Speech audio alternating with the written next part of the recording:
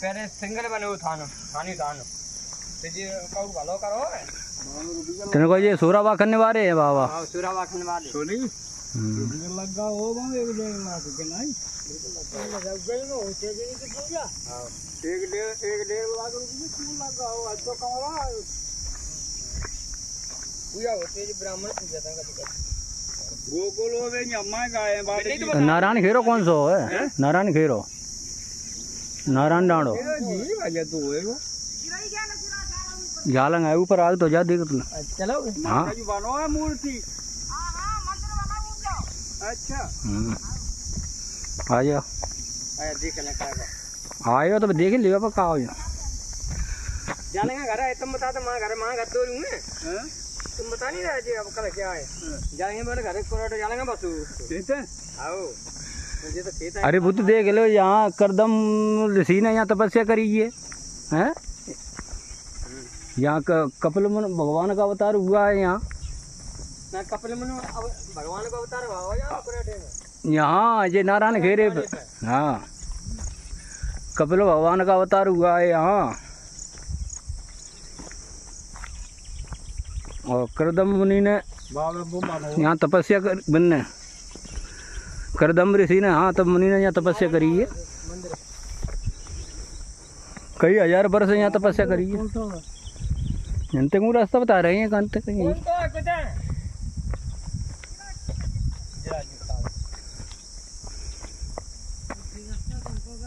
बालकीपुरा पे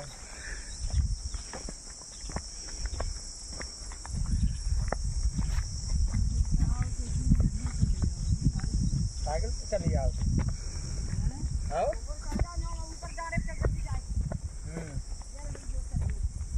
ये बालकीपुरा हुआ ये रहता आओ है कौन से जहाँ पे दुपहरपुरा में वो बालंग को गई वो अपन आए थे कहाँ गए ज्वाले के पुराण नहीं दुकान के ना है ना आओ ठीक है ठीक जो अबे देखो ये देखो डरे हैं यहाँ जो ठेर बने हैं कुछ पहले के घर के गाँव ये थे जी गाँव वाले गाँव तो भाई कप्तान वगैरह बताइए वाले वाले का खेत है जी गाँव ठेर ये पुराना गांव है ये यहीं तो ये दिखा देना अब यहाँ बने हैं अब यहाँ कुछ कुछ खेती के उलंग है ये जेले बताओ जी गाँव ये बने अच्छा स्थान है मंदिर वालों नारायण डाणी जी मंदिर देखो तू कहाँ जहाँ में अच्छी खेती के लोग देखो ये गाँव जाम बढ़िया खेती ये रहा मेरे को हीरा पति यहाँ तो बहुत रमणी ये भागवत नहीं ठाने दे वो मैंने हेड पंपू लगो यहाँ रही वाले के नाते बैठा रहो ना हेड पंपू लगो वो चालू होएगा वो मंदिर हुआ ये नारायण डांडो यहाँ पर ही तपस्या करी थी कपिल मुनि आश्रम करदम ऋषि ने और यहाँ उनका अवतार थे का वो राजमा के आओ तो दे सोनू चालू में हेड पंप पहली बार देखिए तो जब आ जाए हाँ करदम ऋषि ने यहाँ तपस्या करी थी कब की बात है जब वो यहाँ जब सृष्टि का संचालन हो रहा था जबकि ये बताते हैं ये कथा में व्यास जी ने भी बताई है कि यहाँ करदम ऋषि ने जो ब्रह्मा के मानस पुत्र थे करदम ऋषि उन्होंने यहाँ पर कई हजार वर्ष तपस्या की और यहीं पर देवहूति जो थी उनको वो यहाँ से विवाह के लिए यहीं पर ले आए थे और उनके जो 9 कन्या थी वो यहीं पर उत्पन्न हुई थी।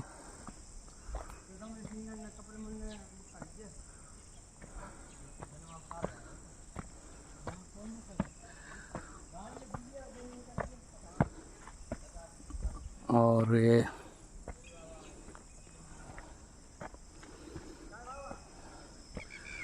फिर जो है कपिल भगवान का यहाँ अवतरण हुआ था और उन्होंने देवहूति को यहीं पर उपदेश दिया था, इसी जगह पर। ये देखिए, ये जो है ये नारायण खेरा बजता है ये बहुत, क्योंकि यहाँ भगवान नारायण अवतरित हुए थे, इसलिए इसका नाम नारायण खेरा बना नाम पड़ा हुआ है। और यहीं गुफा थी, और इस गुफा का ही यहीं गुफा में उन्होंने तपस्या की थी। ये देखिए, ये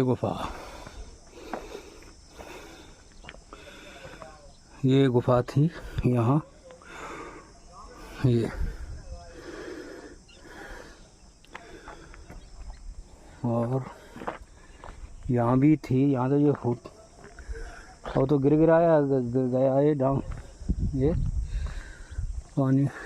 पानी से यहाँ पर। यहाँ व्यास जी ने भी, या कथा हो रही थी, उन्होंने भी ये बताया था कि यहीं पर जो ब्रह्मपुत्र करदम्ब, हाँ आ रहे यही थे, उन्होंने ऊपर आओ यहाँ मंदिर पे, ये रत्ता रही तो हटम पे आ जाओ।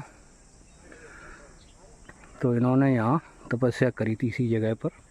ये तपोभूमि है और ये पड़ता है ग्राम कुरेठा, जिला मुरैना, मध्य प्रदेश, चंबल घाटी के। ये देखो सारा वो यहाँ जंगल ही जंगल है। ये कितना ऊंचा ये जो है इसका यहाँ पहाड़, यानी कह लो या डांडा कहते हैं, नारायण डांडा बजता है, खेरा भी कहते हैं, नारायण खेरा। तो यहाँ नारायण के नाम से ही यहाँ, क्योंकि भगवान नारायण यहाँ पर अवतरित हुए थे, बताते हैं। कुछ यहाँ बहुत तपस्या की, वो फिर उनको उपदेश दे के देवहूति को, और उनका उद्धार करके फिर जो है वो यहाँ से गंगा सागर चले गए। फिर गंगा सागर जो है उन्होंने वहाँ तपस्या की, कपिल भगवान ने। तो कपिल भगवान का जो यहाँ यहीं पर बताते हैं अवतार हुआ था, इसी जगह पर। और ये बहुत पुरानी बात है, कब की, अब सृष्टि का संचालन हो रहा था। और यहाँ एक ये कुछ मंदिर बना हुआ है, अंदर दिखाते हैं आपको।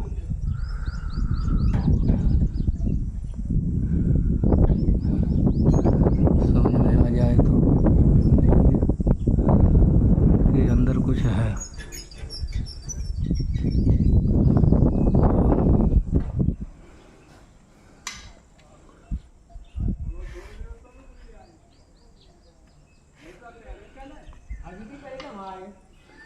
यहाँ ये बनाया हुआ है, आपको दिखाते हैं। बहुत ऊंचा घेरा है और ये अभी भी बहुत ऊंचा है। यहाँ पर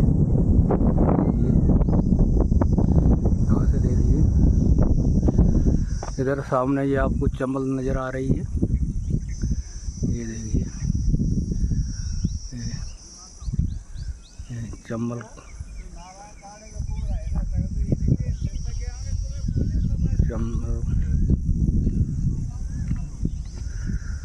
और यहाँ सिद्ध का ये स्थान बनाया गया है।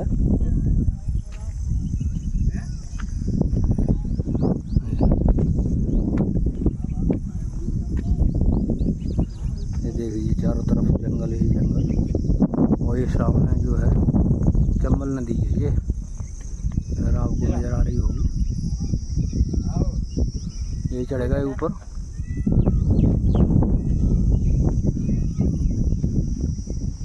ऊंचाई पर है। हैं? जूता तो आदे आए के पहले ऐसे थोड़ी जा रहा है यार। यहाँ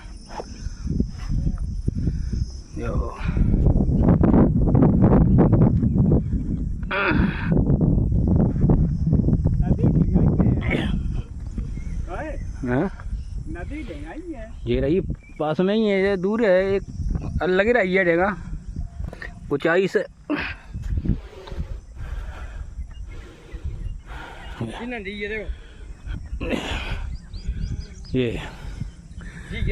ये है नारायण खेरा, नारायण डाड़ा।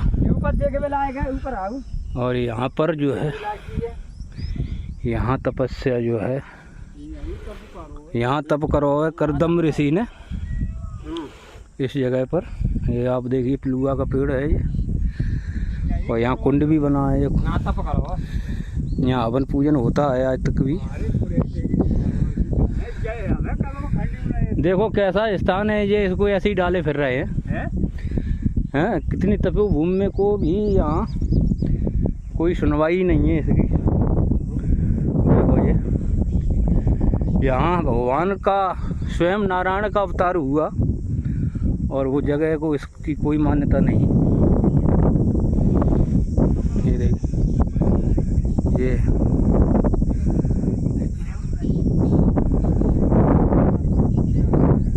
खड़ाऊँ तो रख दी वहीं वैसे ही, और किसी की महात्मा ने, यहाँ महात्मा रहते थे पहले। एक जोड़ी ना सेकंड जोड़ी धारेंगे, आगे निशानी सेकंड जोड़ी धारेंगे। ओहो ये हो, सही कह रहे हैं। यहाँ पर जो है खड़ाऊँ वो चिन्ह के लिए रख रखी हैं, चिन्ह के लिए। कपिल देव की ये। हाँ ये कपिल, यहाँ तप किया है। वास्तव में नारायण डाड़ो भैया तो ये नारायण डाड़ो ही है। कहीं नारायण, स्वयं नारायण भगवान का यहाँ जब अवतार हुआ, अवतरित हुए इस जगह पर। ये बढ़िया जय हो भगवान, जय हो भगवान। ना तप करो, यहाँ पर तप किया है करदम ऋषि ने, और इसी ही जगह पर नहीं, और इसी जगह पर देवहूति को उपदेश जो है उन्होंने यहीं दिया है। भगवान कपिल भगवान ने उनको जो बुद्धि है उनका उद्धार किया है, देवहूति को इसी जगह पर। सांख्य शास्त्र सुनाओ, सांख्य शास्त्र का यहीं जो है, सांख्य शास्त्र का यहाँ उपदेश जो है उन्होंने दिया था भगवान कपिल भगवान ने देवहूति को। और यहाँ से फिर उद्धार करके फिर यहाँ से जो है वो गंगा सागर चले गए थे, क्योंकि वो भी चले गए ऋषि, करदम ऋषि भी चले गए थे। फिर उसके बाद देवहूति चली गई, फिर वो ये रही, ये चम्बल है, ये देखिए नदी ना दूर ना तो नदी नहीं। और ये बात जो है कथा में व्यास जी ने भी बताई थी कि यहाँ पर पानी भरेगा धूप में जलाए देते। करदम ऋषि जो है यहाँ पर ही तपस्या की थी, जो ब्रह्मा के मानस पुत्र थे करदम ऋषि, उन्होंने इसी जगह पर तपस्या की थी। और अच्छा कौन ब्रह्मपुत्र है,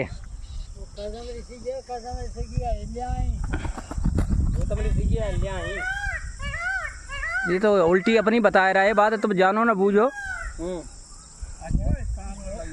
ये जो है आप यहाँ देख रहे हैं, यहाँ भागवत का कथा का प्रसारण चल रहा है। आगे मैं अभी दिखाता हूँ। और देखिए यहाँ चारों तरफ जो है जंगल ही जंगल है। ये तो पहले यहाँ समतल होगी जमीन एक सी, क्योंकि जब सृष्टि का संचालन हो रहा था उसकी बात, तब की बात है। ये दूर ना है, जा नहीं पाते थे तो दूर ही है, दूर है, बहुत दूर है। पानी नदी है, ये चंबल है, पानी दिखाओ तो। ये तपोभूमि, इस चंबल के जंगलों में ये बताते हैं बड़े बड़े ऋषि मुनि तप गए, बड़े बड़े ऋषि मुनि, लेकिन हम लोग को जानते नहीं है। जगह जब कोई बात मिलती है तब पता चलता है।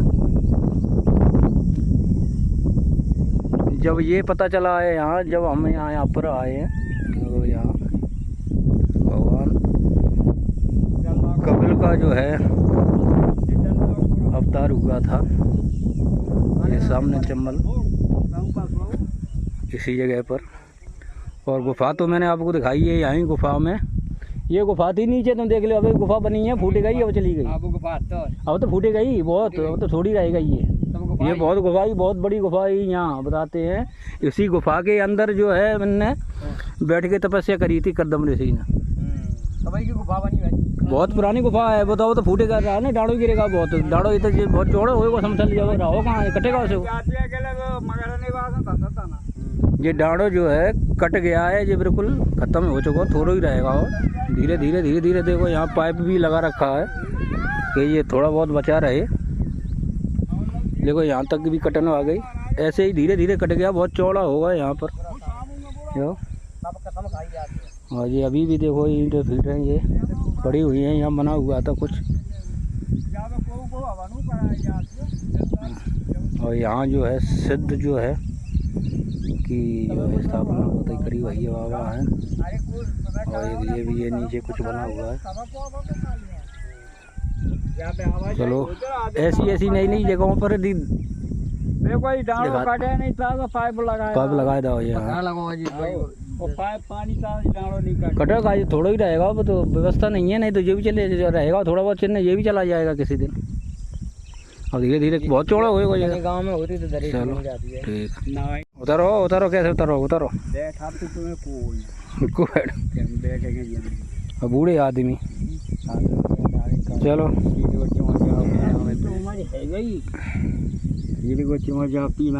को बैठा रहे हो तुम्हें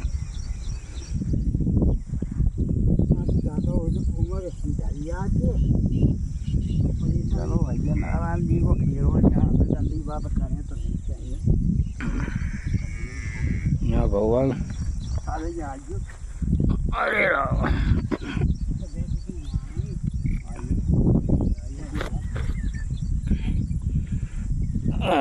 आराम से उतरी गया।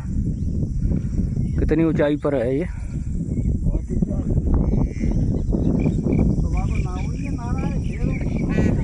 तो ये तब जब जब इनका यहाँ अवतार हुआ होगा तब यहाँ समथल होएगी जमीन, समथल होएगी जब।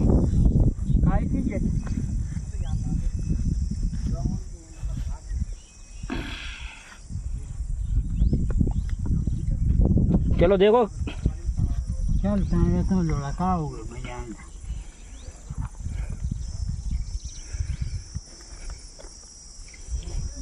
जूता तो यहाँ देख पहन रहा है, यहाँ देखा था कहाँ है कहाँ है?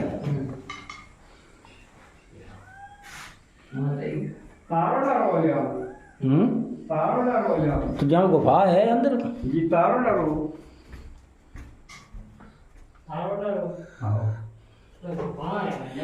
गुफा ना तो कौन है या वो शटर पर डरी हुई नहीं, गुफा है अंदर है, अंदर गुफा है यहाँ, ऐसा करती ये गुफा है अंदर।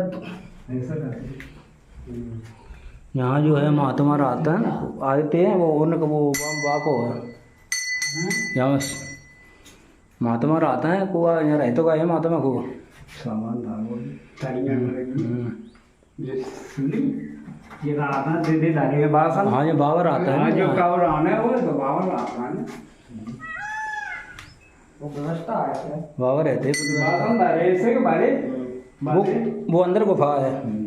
थरियां गड़ाई गलियां सिंह रही रहे को ऐसी बात हो।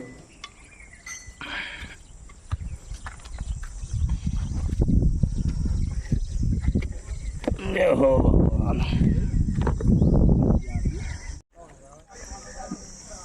करदम ऋषि जो थे उनकी जो पत्नी थी देवहूति, कथा का प्रसारण चल रहा है। स्नान के लिए उन्होंने कुंड बनवाया था, गंगा जी अवतरित की गई थी इस कुंड के अंदर। वो कुंड मैं आपको दिखाता हूँ, यहाँ पर है। और तो कपिल भगवान उन्हीं के पुत्र थे देवहूति के। यहाँ पर जो करदम ऋषि थे उन्होंने यहाँ एक कुंड बनवाया था जो देवहूति के स्नान के लिए, और यहाँ गंगा को अवतरित किया गया था इस कुंड के अंदर। तो ये कुंड उस तो अब तो ये चिन्ह थोड़ा सा बना रखा है, और इसमें पानी चल रहा था, बहुत धार निकलती थी, चलता ही रहता था पानी इसमें। लेकिन अब कुछ 2-4 साल से यहाँ पानी इसका बंद है, अब नहीं निकलता है। कुछ वाटर लेवल डाउन हो गई है उससे। और यहाँ जो है कथा का प्रसारण चल रहा है यहाँ।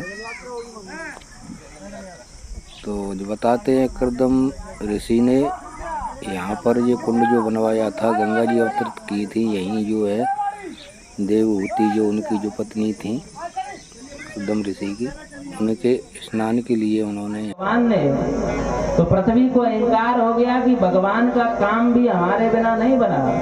तो पृथ्वी को आज भगवान कहाँ लेकर आ रहे हैं? वृंदावन धाम लेकर आ रहे हैं। और जब वृंदावन में आए तो देखा कि वृंदावन वैसा का वैसा ही बना है। वृंदावन वैसा का वैसा ही बना है। और वृंदावन को देखकर पृथ्वी आश्चर्यचकित हो गई और कहने लगी, प्रभु मैं तो डूब गई, पर ये वृंदावन यहाँ कैसा है? तो उन्होंने कहा कि आप पूरी पृथ्वी डूब सकती है, परंतु ये वृंदावन जो है वो मेरा घर है, ना कोई धाम है ना कोई तीर्थ है, ये मेरा घर है। और मेरे घर को डुबाने की सामर्थ्य किसी में नहीं है। वृंदावन के दर्शन करा के पृथ्वी की स्थापना की। और उन पृथ्वी पर आज कर्दम्ब जी इस नारायण खेरे पर तपस्या के लिए आए। और तपस्या के लिए आए, और तपस्या कोई साधारण तपस्या नहीं की। उन्होंने यहाँ 10,000 वर्ष तक तपस्या की कर्दम्ब जी। 10,000 वर्ष बाद जब तपस्या से निवृत्त हुए तो कर्दम्ब जी यहाँ से चले। कर्दम्ब जी की एक व्यवस्था थी। कर्दम्ब जी यहाँ जब रहते थे तो यहाँ पर कोई हिंसा नहीं होती थी, कोई भी हिंसा, कोई भी व्यक्ति हिंसा नहीं करता था। जितने भी पशु पक्षी थे, शेर और गाय एक ही घाट पर पानी पीते थे। इतना सुंदर कर्दम्ब जी का भाव था। और कर्दम्ब जी के जीवन में, जो कर्दम्ब जी थे उनके जीवन में जिस झोपड़ी में वो रहते थे, जो पर्णकुटी में जो फूस की उन्होंने बनाई थी गुफा जिसमें रहते थे, तो उसमें केवल 1.5 फुट के स्थान पर कर्दम्ब जी रहते थे। 1.5 फुट के स्थान पर। और उसमें उसी में सर्प, उसी में मेंढक, उसी में चूहा, उसी में हिंसक जानवर, पर कोई भी एक दूसरे पर हिंसा करते ही नहीं थे, सब अहिंसावादी। 10,000 वर्ष बाद जब तपस्या खुली तो कर्दम्ब जी जब गए तो उन्होंने देखा कि संसार में दुनिया नाच रही है। एक घोड़ी पर एक व्यक्ति बैठा है और बाजे गाजे बज रहे हैं, दुंदुभियां बज रही हैं, लोग नृत्य कर रहे हैं। तो उन्होंने देखा ये क्या हो रहा है? तो उन्होंने कहा ये कुछ नहीं हो रहा है, ये विवाह हो रहा है बाबा। अच्छा विवाह हो रहा है? कि विवाह से क्या होता है? अरे विवाह से बाबा धर्म पत्नी आवे। अच्छा पत्नी आवे तो क्या होवे? पत्नी आवे तो परिवार बढ़े, बच्चे बने और सेवा करे।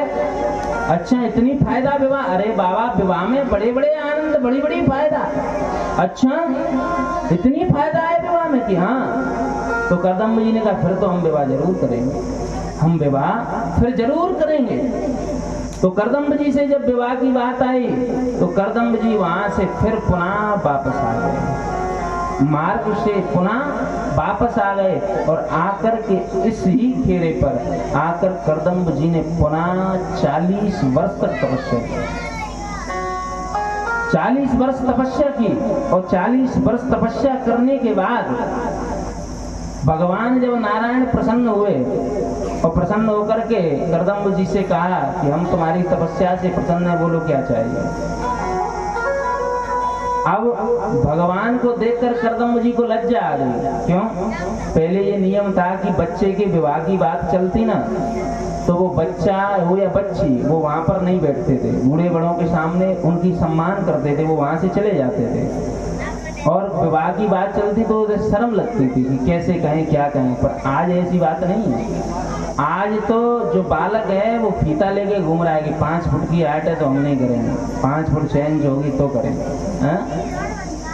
और लड़की हम स्वयं देखने जाएंगे। एक मूर्खानंद जी थे, महापुरुष थे, तो विनय की शादी हुई, थोड़ी उनकी नौकरी लग गई किसमें? फौज में। अब नौकरी लग गई है तो अब तो नौकरी की तो बात चल गई अलग। अब शादी की जब बात आई तो घर वालों ने कहा कि हम बच्ची देखने जा रहे हैं। तो उन्होंने कहा देखो सुनो पिताजी, विवाह हमारा हो रहा है और बच्ची हम देखेंगे।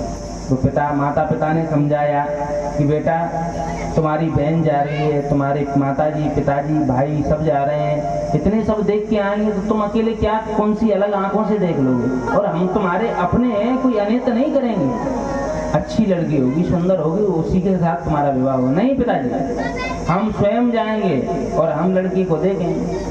और लाचार माता पिता ने लड़की वाले के पिता से कहा, लड़की के पिता से कहा कि हमारा बेटा लड़की देखना चाहता है। तो उस पिता ने कहा लड़की देखना तुम्हारा बेटा चाहता है तो पर हमें अपनी बच्ची को पूछना पड़ेगा, वो राजी होगी तो आ जाए।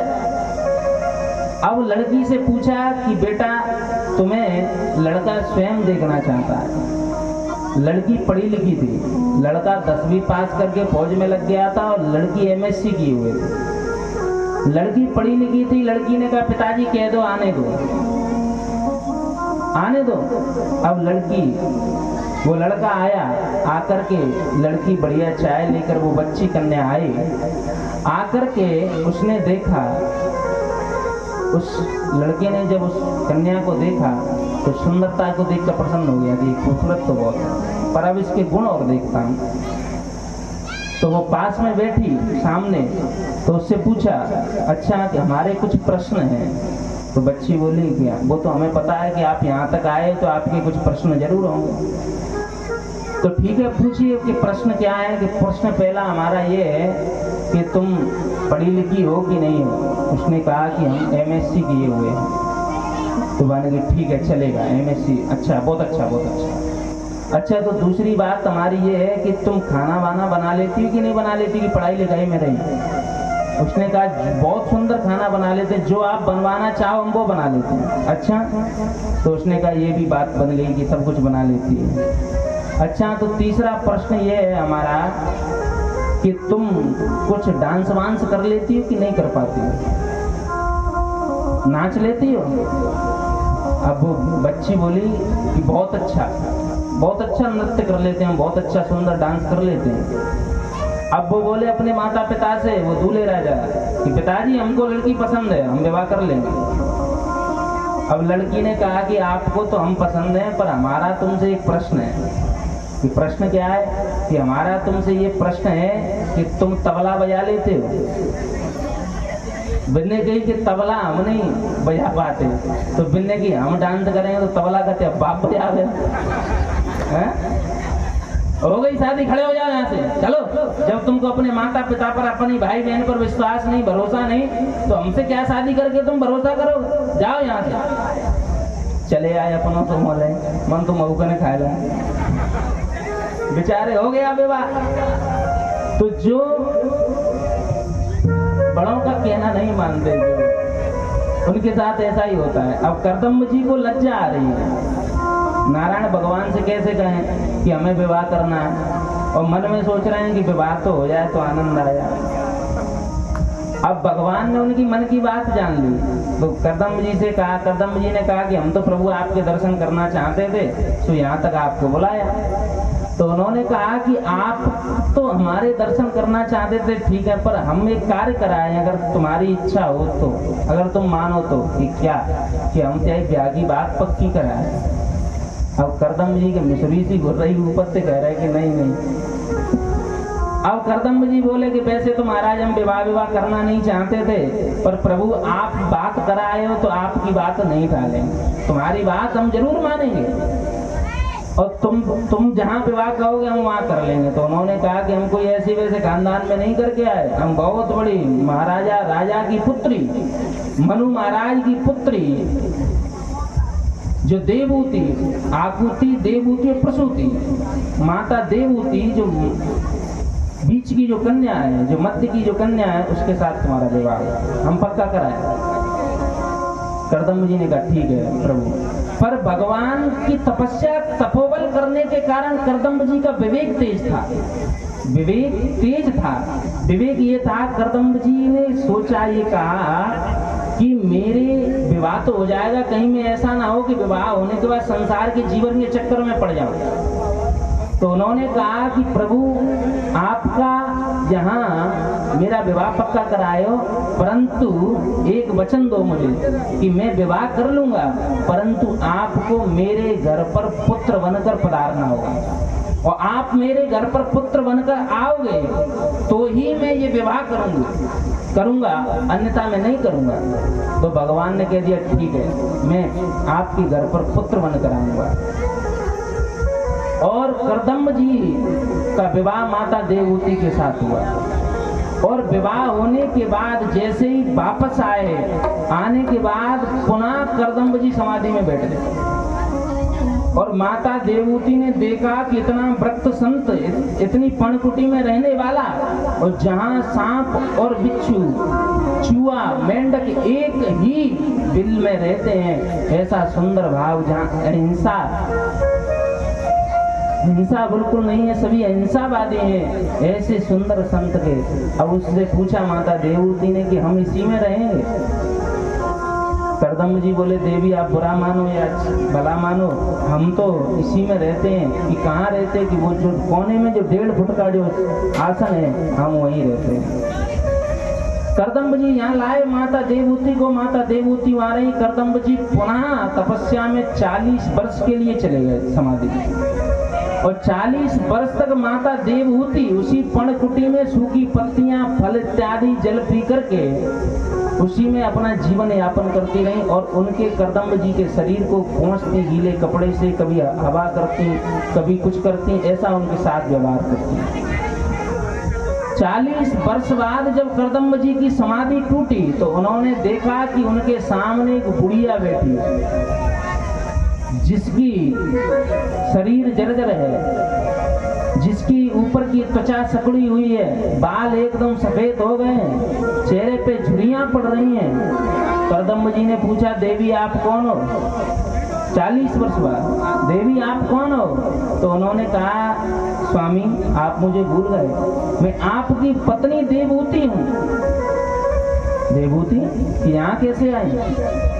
कि याद करो स्वामी, आज से ठीक 40 वर्ष पहले महाराजा मनु महाराज की पुत्री के साथ, मजली पुत्री के साथ तुम्हारा विवाह हुआ, और वो मैं देवहूति हूँ, आप स्मरण करो।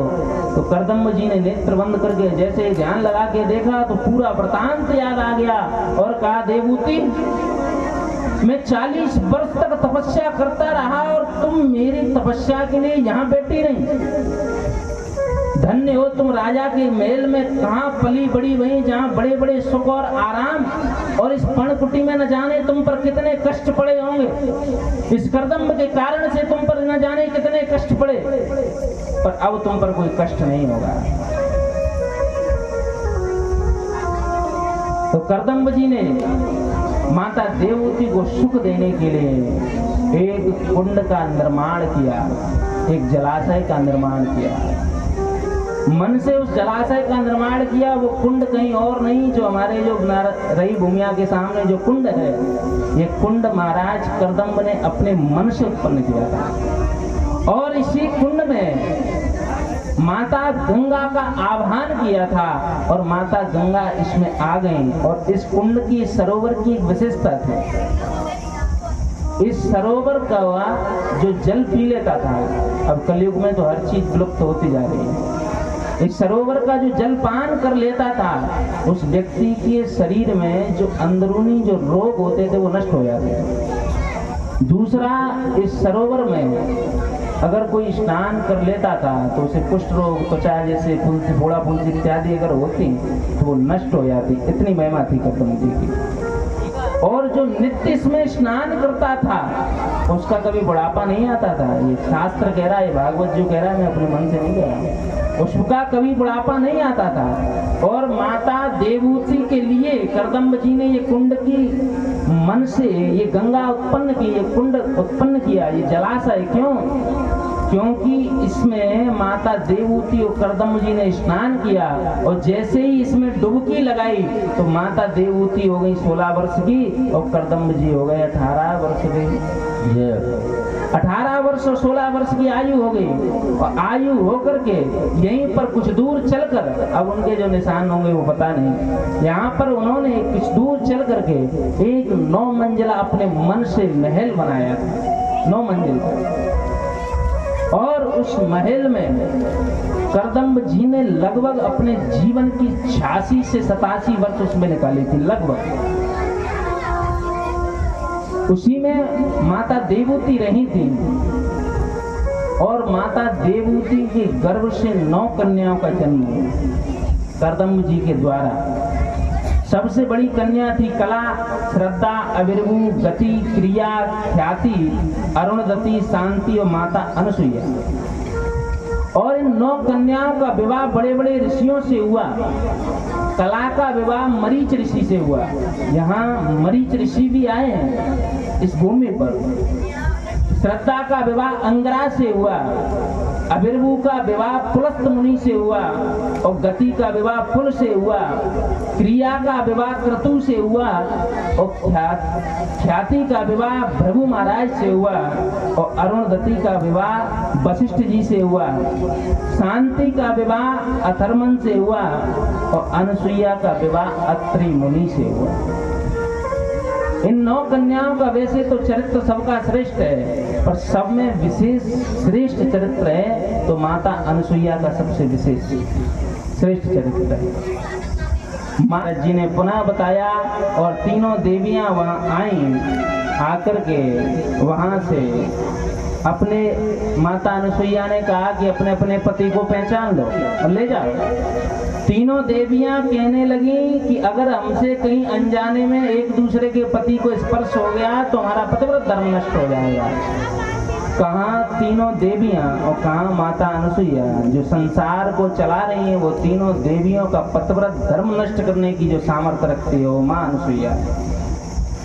और वो माँ अनसुईया में इतना पतिव्रत धर्म का पालन करने का ये अंकुर कहाँ से आया? ये माता पिता से आता है। करदम्ब जी ने जो तपस्या की थी, जो माता देवूती ने जो त्याग किया था, वो त्याग और तपस्या का जो फल था वो माँ अनसुईया। और माता अनसुईया ने तीनों देवों की जब कहा तो अत्रि मुनि ने निवेदन किया, तो माता अनसुईया ने अत्रि मुनि से कहा तुम अपने कमंडल से जल छिड़क दो, तीनों देव पुनः अपने स्वरूप में आ जाएंगे। तीनों देव आए, तीनों देवियां अपने अपने धाम को उनको ले गई। ले जाने के बाद आज करदम्ब जी के यहाँ 9 कन्या के बाद एक पुत्र हुआ जिसे स्वयं भगवान नारायण आए पुत्र के रूप में, जिसका नाम था कपिल देव। कपिल देव भगवान का आज करदम्ब ऋषि के यहाँ प्राकट्य हुआ। बोलिए कपिल देव भगवान की जय हो। ये भगवान का चौथा अवतार हुआ। कपिल देव के रूप में जैसे ही भगवान आए, करदम्ब जी ने कहा कि मैंने परमात्मा को वचन दिया था कि कपिल देव आप हमारे यहाँ आ जाओगे, मैं ये संसार को छोड़कर चला जाऊंगा। और करदम्ब जी यहाँ माता देवूती और भगवान कपिल देव को छोड़ करके सुदूर जंगल में चले गए। और जाने के बाद यहाँ पर माता देवूती रह गई और कपिल देव भगवान से देवूती ने कहा पुत्र मैं क्या करूं? तो भगवान कपिल देव ने सुंदर उपदेश दिया और उपदेश देने के बाद सुंदर उपदेश देने के बाद माता देवूती को मोक्ष की प्राप्ति कराई। और मोक्ष की प्राप्ति कराने के बाद ये करदम्ब जी यहाँ से चले गए और तभी से यहाँ भगवान नारायण का प्राकट्य हुआ। इसलिए इस खेरे का नाम नारायण खेरा पड़ा। यहाँ स्वयं नारायण भगवान का प्राकट्य हुआ। ये कपिल देव करदम्ब जी का ज़्यादा वर्णन भागवत में नहीं आया है। भगवान नारायण का प्राकट्य हुआ इसलिए इसका नाम नारायण खेरा पड़ा। और नारायण खेरा इसलिए भी पड़ा, कहीं कहीं संतों ने वर्णन दिया है कि स्वयं नारायण इस खेरे पर अवतरित होकर आए और यहीं से सृष्टि का सृजन हुआ, निर्माण हुआ। और करदम्ब जी के वंश आगे नहीं चला। भगवान कपिल देव उपदेश देकर माता देवती को चले गए और कर्दम्ब जी कठोर जंगल में तपस्या के लिए चले गए। और भगवान कपिल देव जाकर गंगा सागर के तट पर स्थित हो गए और मकर संक्रांति के दिन आज भी भगवान कपिल देव वहाँ अपने दर्शन देते हैं। बोलिए कपिल देव भगवान की जय। जय जय श्री राधे। 5-7 मिनट आप लोग में थोड़ा जलपान लवशंका कर लो, उसके बाद बड़ी सुंदर कथा है। तीनों देवियों की 5-7 मिनट आप विराम कर लो क्योंकि थके जाते होंगे। हम तो कथा में डूब जाते हैं तो पता नहीं चलता, समय हो गया है थोड़ा ज़्यादा। तो 5-7 मिनट का आप लोग विराम कर लो, जलपान इत्यादि लवशंका से निवृत्त हो लो, खड़े बैठे हो लो।